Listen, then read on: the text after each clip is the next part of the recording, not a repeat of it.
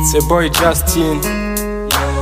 Habwa icyubahiro mana kirishimwe nkushimiye byukura birenze ubwenge bw'abana b'abantu kandi imigambi yawe ntayihwane n'iy'abana b'abantu.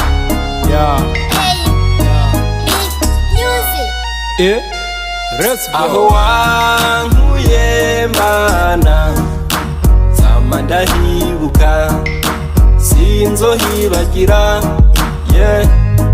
aho wankuye mana zama ndahibuka sinzohibagira zama ngushima. Bwa mbere na mbere ndashimiye Imana, amashimwe mfise numva atagira uko angana.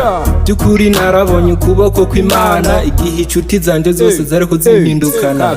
Ibuka ukuntu ibyago byaje bisurirana, ndabura iyo nje by'ukuri ntaho nari mbona. Abo twagendana bose baranyihakana ngo ntibashaka ibibazo biza kubakomerana. Abavyeyi banje bamana intuntu n'amarira igihe isi yose yari kirancuragura. Mu gisagara hose baguma bitwengera, ariko ndashimira mama we yaguma asengera. Gihe nari mu maganya je naguma ndira, senga Imana ndayisaba nturambabarira. Kubw'imbabazi z'amaho ibihe bidashira, ico gihe Imana irumva amasengesho irabikora. Imana ishimwe itita ku makosa dukora, Imana ishimwe kubw'urukundo itugirira.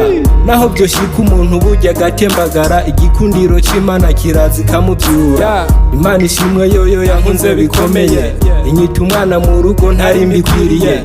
Imfata ukuboko inyicaza n'abakomeye, iyi Imana ihabwa icubahiro n'Imana ikomeye. Nkuko Yobu nawe yasigaye mu marira, munyuma Imana ikazi kabimugarurira. Ibyo natakaje yabimpaye umurengera, ubu ndashima Imana yoyo yampojeje amarira. Aho wankuye mana zama ndahibuka sinzohibagira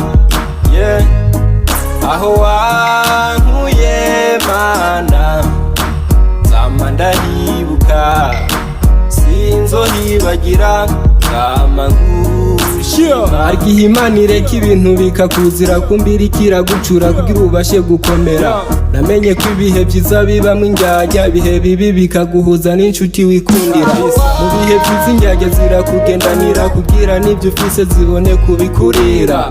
Inshuti nyanshuti yo niyikuhanura, no mu bihe bigoye hose yo muri gumanira. Iyo nshuti mvuga niwe Yesu ntahemuka, yankuye habashika naheza hashoboka.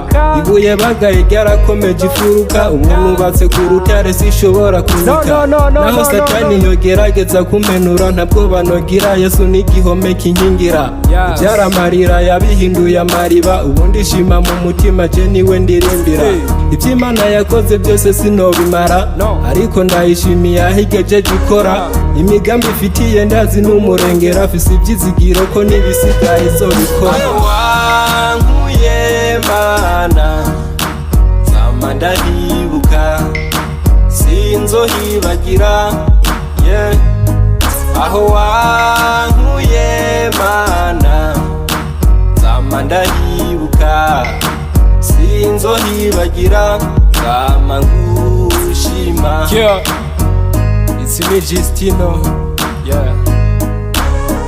Respect kwa date na mama mwangishije kwicisha bugufi, mungisha no kubaha Imana. Eric son of G, God bless you.